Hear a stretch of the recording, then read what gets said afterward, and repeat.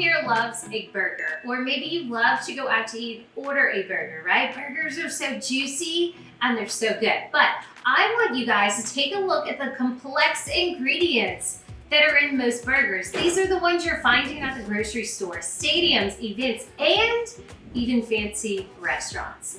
What even is this stuff, right? Imagine just taking one of these ingredients and putting it on a plate. Would that look good to eat? Probably not. What happens when you eat complex ingredients like this, just found in one product, say the bun, right? Or the beef or the mayo? This is what happens. Your body has to work overtime, okay? And it has so many fake ingredients and toxins that it actually causes your belly to leak. So your intestines have these little holes where it's supposed to grab all the nutrients that your food is giving it. However, when you're giving it really bad foods, what happens is it starts to leak out toxins, and it starts to leak out those preservatives, and it gets into your bloodstream and it causes havoc on your body. So here at Wake Up and Read the Labels, we want to make sure that you're eating the foods you love, and for a lot of people, that is a hamburger. Now, I'm going to be showing you guys how to make a cheeseburger. However, if you're vegan, there is a brand called Good Seed, wild mushroom, and cauliflower patty. That's going to do the trick, okay? You're going to find it in the freezer section. There's also some freezer-friendly burgers here. I know Applegate makes a great turkey burger. My kids love it. Here is another brand called Trebali Foods. This is a beef patty, and this one comes with 100% grass-fed beef. That's really cool. You want grass-fed because it is going to be less inflammatory, okay? It's got garlic, some mushrooms, some onion, some fish sauce that's only made with anchovies and sea salt. Notice this fish sauce does not have sugar. Also, it has some seasoning and some seaweed. So this is clean, but what I'm doing is I just grabbed 100% grass-fed beef burger, and we actually cook this, so that is what we're gonna be using.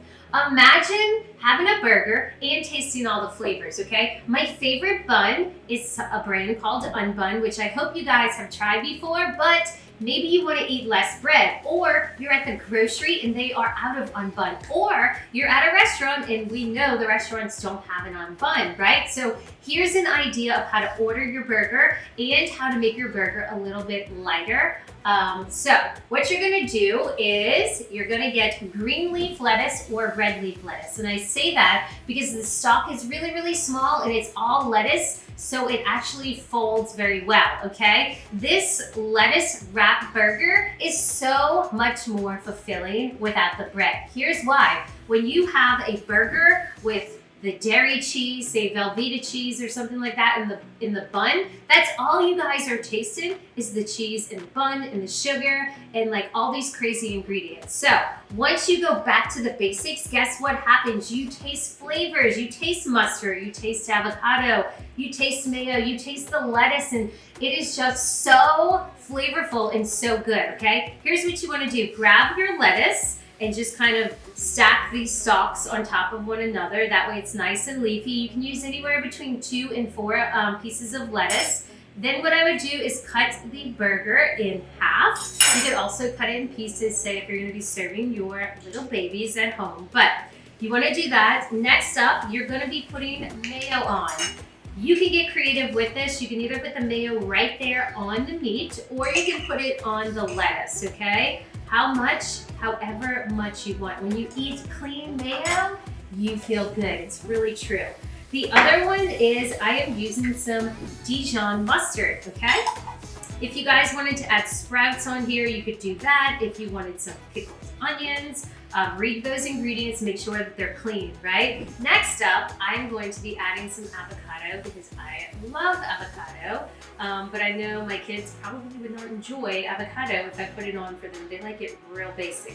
If you wanted your cheese melted, what I would suggest is putting the cheese right on top of the burger, stick it in the microwave or maybe on the stovetop or the oven for just maybe a minute or a few seconds to get it nice and melted. But I don't recommend sticking the lettuce into the microwave for all obvious reasons, right? So once you put the avocado there on top, and again, you guys, this is your sandwich.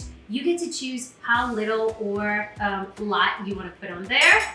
Then lastly, well, second to last, because I'm going to add cheese on this one, we're going to be adding on some tomatoes. If you can get some Creole tomatoes in season, your burger is going to taste even more delicious. But I'm going to stick some cheese on top. Now, I would suggest to either get parchment paper or a toothpick, right? So you want to combine the lettuce on top, and then I would get a toothpick. That way you can put it right in there. You can also slice it in half. You can roll it in parchment paper so that it stays very well. But here is to your next clean lettuce burger.